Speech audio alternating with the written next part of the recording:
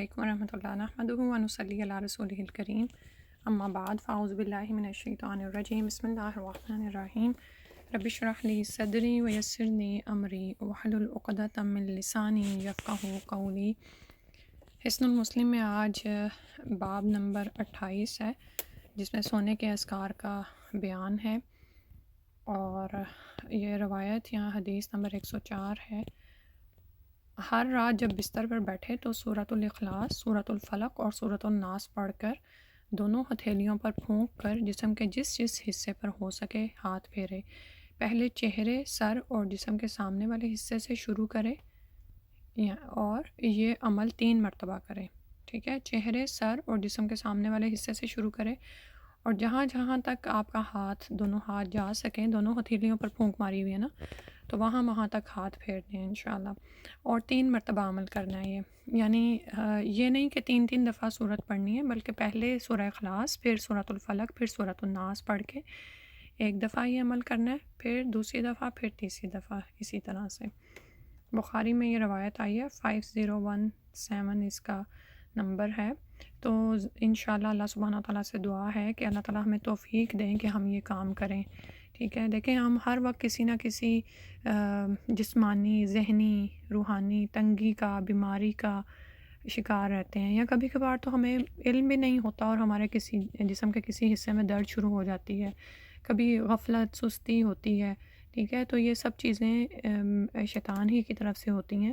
تو یہ جو اللہ سبحانہ تعالیٰ نے ہمیں صبح و شام کرنے کے اور سونے سے پہلے کرنے کے اذکار بتائے ہیں، اس میں ہماری ہر طرح کی صحت کا راز بھی پوشیدہ ہے۔ ٹھیک ہے، اور سب سے بڑھ کر یہ کہ سنت پر عمل کرنے کے فوائد تو ہیں ہی، جو آخرت میں انشاءاللہ ہر ایک کو ملنے والے ہیں، اور اس کے ساتھ ساتھ دنیا میں بھی سنت پر عمل کرنے سے انسان کو برکتیں حاصل ہوتی ہیں۔ پھر اس کے بعد 105 نمبر ہے، جب تو اپنے بستر پر پہنچے تو آیت الکرسی آخر تک پڑھ، تو صبح ہونے تک اللہ کی طرف سے تم پر ایک محافظ مقرر رہے گا اور شیطان تمہارے قریب نہیں آئے گا۔ یہ بخاری کی روایت 2311 آیت الکرسی ہے۔ تو آپ یہ دیکھیں، اور اس میں ہم آیت الکرسی پہلے پڑھ چکے ہیں، اس لیے یہاں پر انہوں نے یہاں پر نہیں لکھی۔ تو آیت الکرسی میں بھی آپ یہ دیکھیں کہ سبحان اللہ، یہ ہر نماز کے بعد پڑھا جانے والا ذکر ہے۔ اگر ہر فرض نماز کے بعد جو آیت الکرسی پڑھتا ہے اس کے لیے جنت کے دروازے کھول دیے جاتے ہیں۔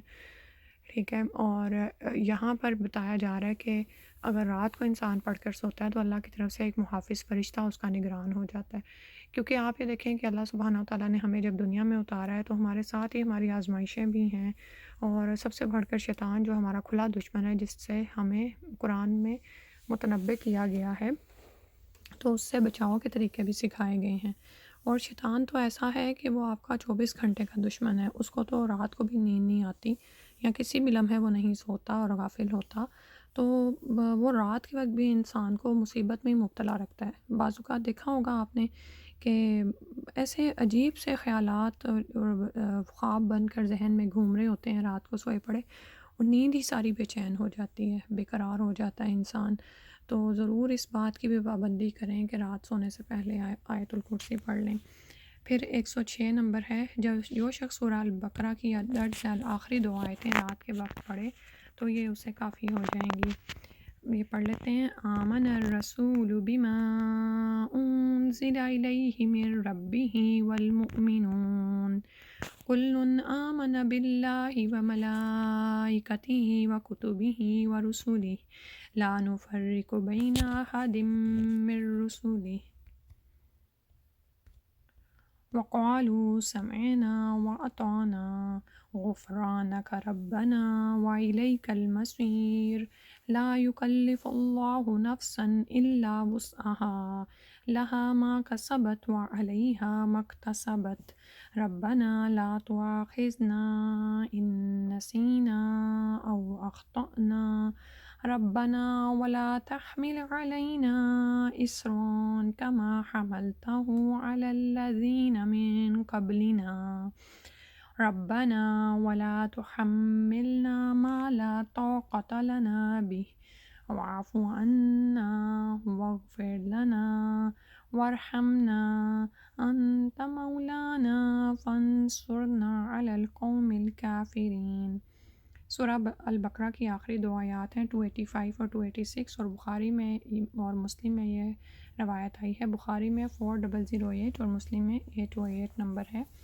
رسول اس پر ایمان لایا جو اس کے رب کی جانب سے اس کی طرف نازل کیا گیا، اور سب مومن بھی، ہر ایک اللہ اور اس کے فرشتوں اور اس کی کتابوں اور اس کے رسولوں پر ایمان لایا۔ ہم اس کے رسولوں میں سے کسی ایک کے درمیان فرق نہیں کرتے، اور انہوں نے کہا ہم نے سنا اور ہم نے اطاعت کی، ہم تیری بخشش مانگتے ہیں،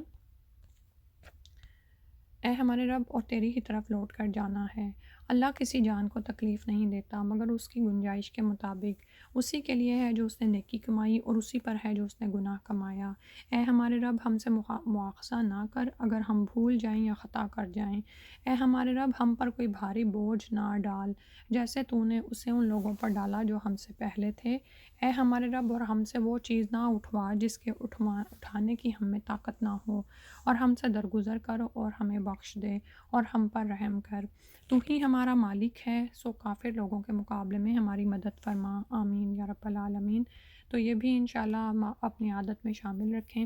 آپ میں سے ہر ایک کے پاس رات کے اذکار کی کوئی نہ کوئی کتاب گھر میں ہوگی، اس میں سورہ البقرہ کی آخری 2 آیات، آمن الرسول، یا پھر یہ کہ اسی طرح سورہ البقرہ الگ سے بھی پوری لکھی ہوئی ہوتی ہے ایک بک کی شکل میں، تو اس کی آخری 2 آیات وہاں سے پڑھ لیں، ٹھیک ہے۔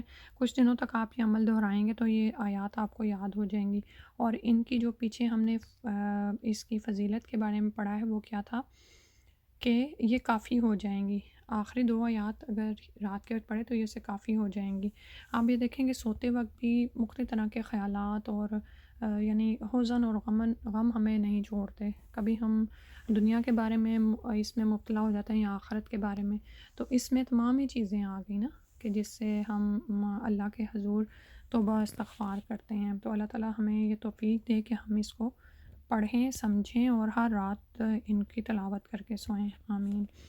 پھر اس کے بعد ہے جب تم میں سے کوئی شخص اپنے بستر سے اٹھے پھر اس کی طرف واپس آئے تو اسے اپنی چادر کے پلو سے 3 دفعہ جھاڑے، کیونکہ وہ نہیں جانتا کہ اس کے بعد اس جگہ کیا چیز آئی ہے، اور جب لیٹے تو کہے بسمک ربی وضعت جنبی وبک ارفعہ ان امسکت نفسی فرحمھا وَإِنْ أَرْسَلْتَهَا فَاحْفَظْهَا بِمَا تَحْفَظُ بِهِ عِبَادَكَ الصَّالِحِينَ۔ بخاری کی روایت ہے 6320، اور مسلم میں بھی 2714 نمبر پہ آئی ہے۔ اس میں بھی آپ یہ دیکھیں کہ بہت ہی اہم حکمت سکھائی جا رہی ہے سنت کے طریقے سے، کہ جب آپ اپنے بستر سے اٹھیں تو آپ اس کو ظاہر ہے انسان صبح سمیٹتا ہے اور صاف بھی کرتا ہے، لیکن اس کے بعد جب دوبارہ وہ بچھائے یا اس کی طرف آئے تو اس کو چاہیے کہ اسے اپنی چادر کے پلو سے 3 دفعہ جھاڑے، کیونکہ وہ نہیں جانتا اس کے بعد کیا چیز آئی ہے۔ دیکھیں اب تو ہمیں سائنس یہ پروف کر کے بتا رہی ہے کہ ہم نہیں جانتے کہ ہم یعنی کتنی ہی غیر مرئی چیزیں ہیں جو فضا میں تیرتی رہتی ہیں، اور ظاہر ہے وہ بستروں پر بھی سما جاتی ہیں، کبھی کوئی گرد ہوتی ہے، کبھی کوئی جراثیم ہوتے ہیں، اور سائنس یہ بھی پروف کر رہی ہے کہ جب آپ رات کو سو کر صبح اٹھتے ہیں تو آپ کی اسکن کے ہی جو ذرات مردہ سیل ہوتے ہیں، خلیے ہوتے ہیں، وہ بیڈ پر گر جاتے ہیں، ٹھیک ہے۔ تو بستر کو جھاڑنا اور اس کو پراپر کر کے سونا، یہ ہمیں 1400 سال پہلے سنت کے ذریعے سکھا دیا گیا، ٹھیک ہے۔ تو انسان تمام طرح کی بیماریوں سے بچا رہتا ہے، ٹھیک ہے۔ تو یہ بھی انشاءاللہ ہم نے اپنی طبیعت میں شامل کرنا ہے کہ صبح آپ نے اگر بستر بنا بھی دیے ہیں، سم ٹائمز ہوتا ہے نا کچھ، اب تو خیر ہر گھر میں یہ ہے کہ بستر بچھے ہی رہتے ہیں، تو جب آپ اس کی طرف آئیں تو اس کو جھاڑ ضرور لیں 3 دفعہ، ٹھیک ہے۔ تو چاہے آپ کو کچھ بھی نہیں نظر آ رہا، یعنی جسمانی طور پر یا جو ہے نا حقیقی طور پر تو کچھ نظر نہیں آ رہا، لیکن معنوی اعتبار سے کیا کچھ وہاں پر پڑا ہوا ہے ہم نہیں جانتے، ٹھیک ہے۔ اور اللہ نہ کرے اگر انسان گھر میں بغیر بسم اللہ پڑھے داخل ہوتا ہے تو شیطان بھی تو برسیرا کیے ہوتے ہیں گھروں میں، تو اللہ سبحانہ وتعالیٰ ہمیں یہ توفیق دے کہ ہم یہ دعا بھی پڑھیں۔ اور دعا کیا ہے؟ بسمک ربی وضعت جنبی وبک ارفعہ ان امسکت نفسی فرحمھا وإن أرسلتها فاحفظها بما تحفظ به عبادك الصالحین۔ اس کا ترجمہ دیکھ لیتے ہیں۔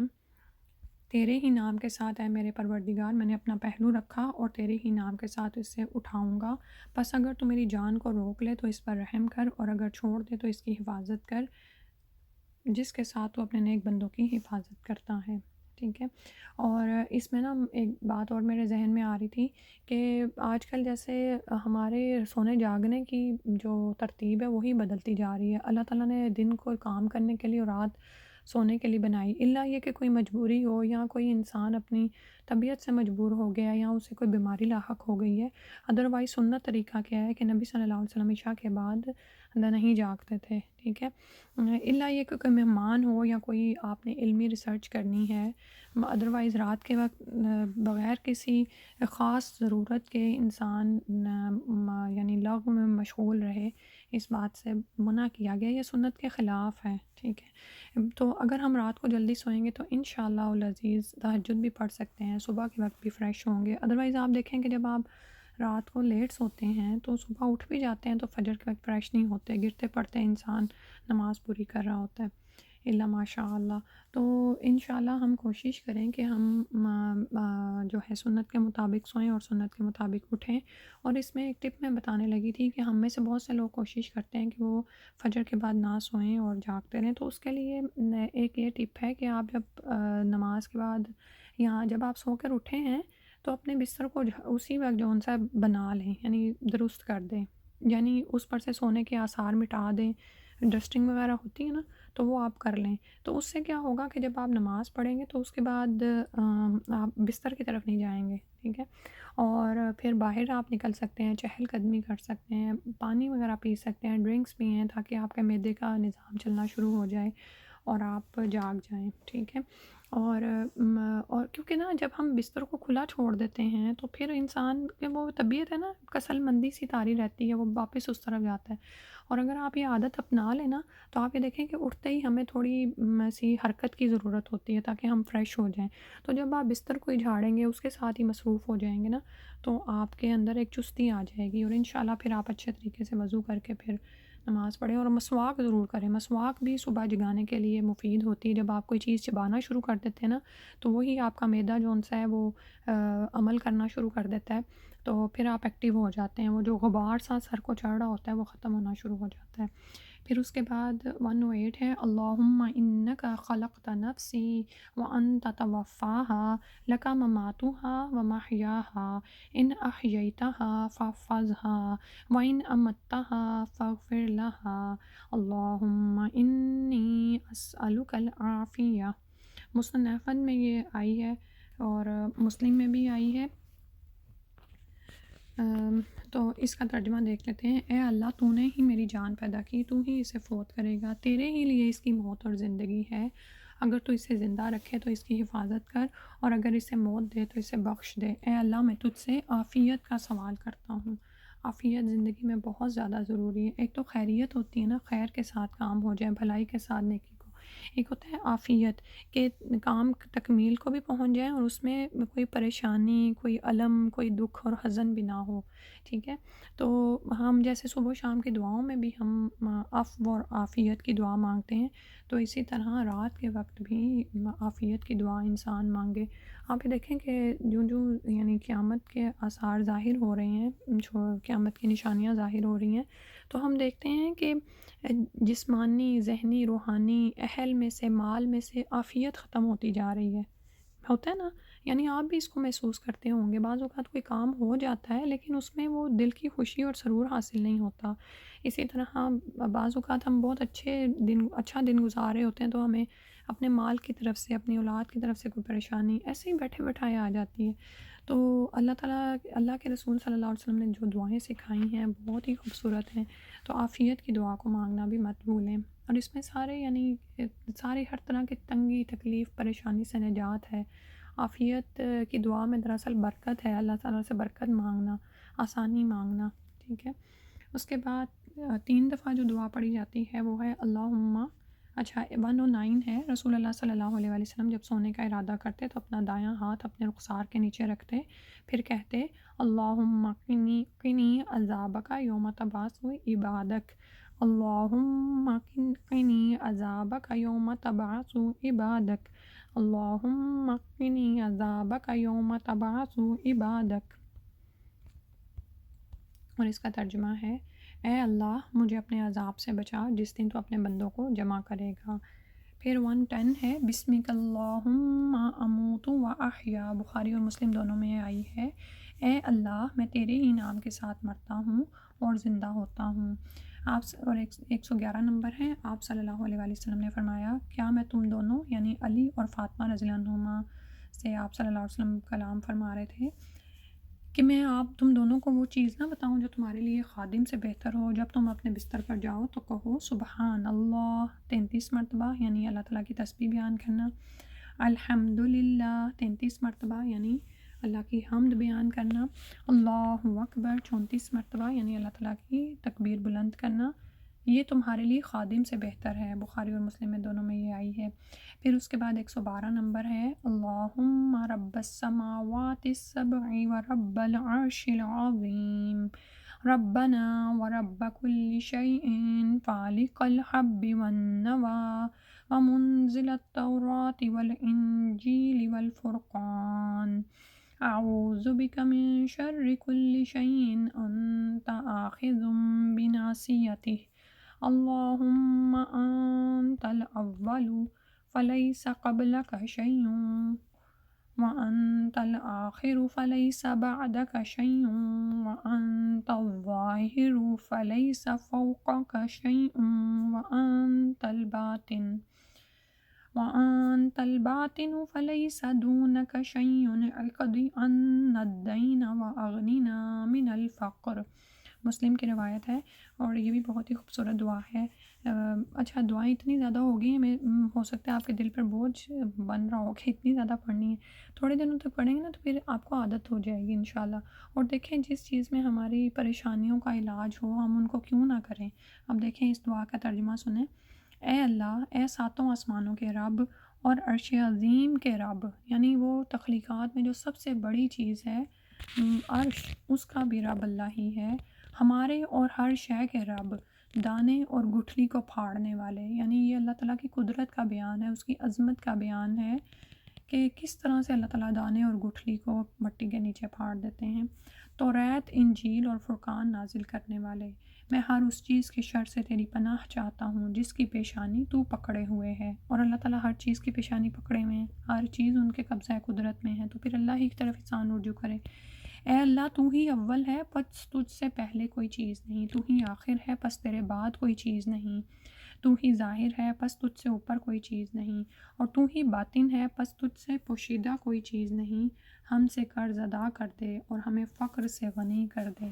سبحان اللہ۔ دیکھا ترجمہ دیکھیں، ایک تو اللہ تعالیٰ کی قدرت اور عظمت کا بیان ہے، پھر اس کے بعد اللہ تعالیٰ سے دعا مانگی گئی ہے۔ جیسے ہوتا ہے نا کہ بچے ماؤں سے کبھی کوئی ضد پوری کرانا چاہتے ہیں نا تو پہلے ماؤں کی خوب تعریف کریں گے اور تو پھر اس کے بعد کوئی فرمائش ڈال دیتے ہیں، تو اس دعا میں بھی ہم اللہ کی حمد و ثنا بیان کر رہے ہیں، تو اس کی قدرت اور عظمت بیان کر رہے ہیں، اور جب ہم اس بات کا دل میں شعوری احساس رکھتے ہیں نا کہ اللہ سبحانہ تعالیٰ واقعی ایسے ہیں، تو پھر ہماری دعاؤں میں خلوص آتا ہے، ہماری دعاؤں میں یقین آتا ہے کہ میرا رب ضرور سننے والا ہے، وہ ضرور مجھ سے یہ سب کچھ کرا دے گا، یعنی میرا قرض ادا ہو جائے گا، ہمیں فقر سے اللہ تعالیٰ غنی کر دے۔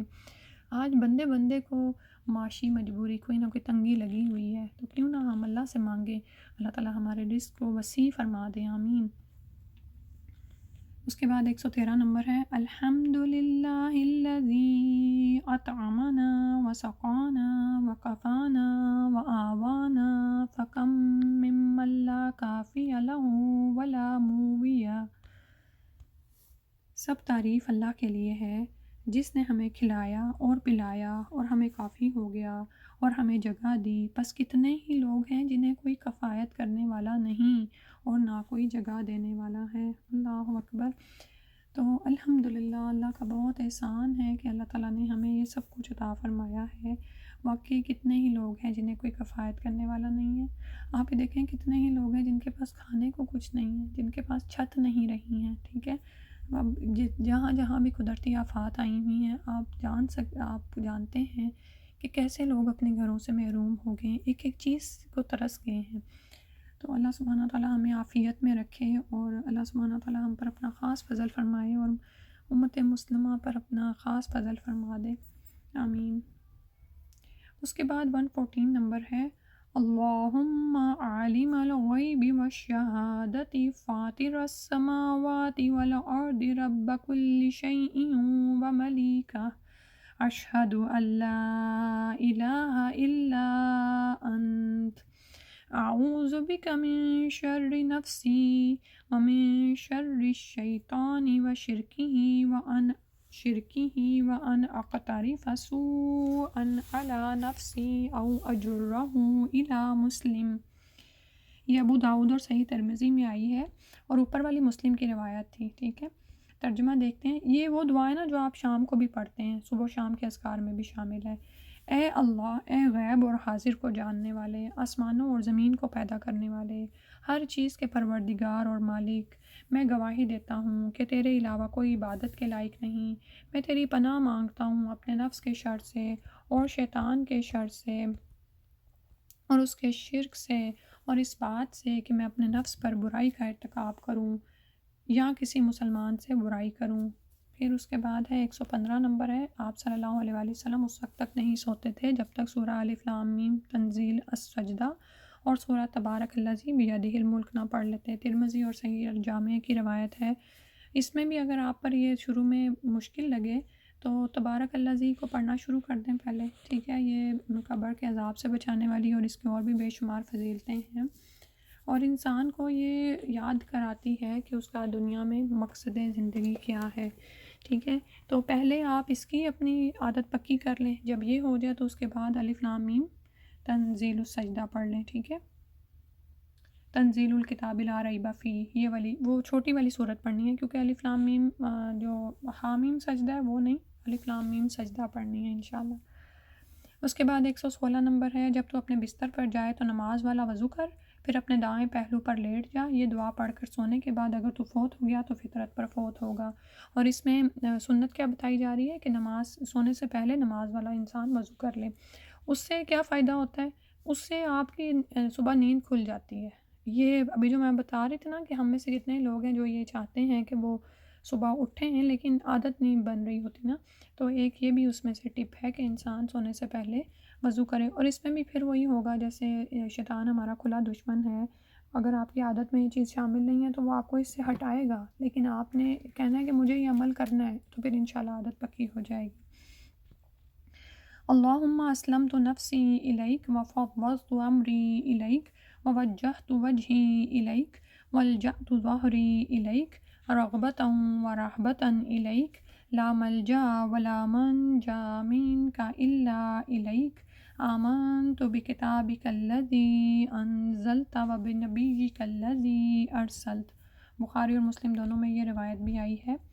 ترجمہ ہے، اے اللہ، میں نے اپنے نفس کو تیرے تابع کر لیا اور اپنا کام تیرے سپرد کر دیا اور اپنا چہرہ تیری طرف پھیر لیا اور اپنی پشت تیری طرف جھکائی، تیری طرف رغبت کرتے ہوئے اور تجھ سے ڈرتے ہوئے۔ نہ تجھ سے پناہ کی کوئی جگہ ہے اور نہ بھاگ کر جانے کی مگر تیری ہی طرف۔ میں ایمان لایا تیری کتاب پر جو تو نے اتاری اور تیرے نبی پر جو تو نے بھیجا، ٹھیک ہے۔ تو یہ وہ دعا ہے کہ اس کے بعد انسان کوئی کلام نہ کرے، یعنی اب آپ نے بالکل ایک جامعہ بات کر دی، اپنے نفس کو اللہ کے تابع کر لیا، اپنا کام اللہ کے سپورٹ کر دیا، اپنا چہرہ اللہ کی طرف پھیر لیا، اپنی پشت اس کی طرف جھکائی، اسی کی طرف رغبت کرتے اور اس سے ڈرتے ہوئے، نہ کوئی پناہ کی جگہ، نہ بھاگ کر جانے کی مگر اللہ ہی کی طرف۔ تو ہم ایمان لائے اللہ کی کتاب پر جو اللہ نے اتاری اور اس نبی پر جو اللہ نے بھیجا، تو پھر اس کے بعد انسان کوئی بات نہ کرے، ٹھیک ہے، یعنی اللہ تعالیٰ اس کو کافی ہو گئے اور اطمینان سے سو جائے۔ سبحانک اللہم و بحمدک اشہد ان لا الہ الا انت استغفرک و اتوب الیک۔ السلام علیکم ورحمۃ اللہ۔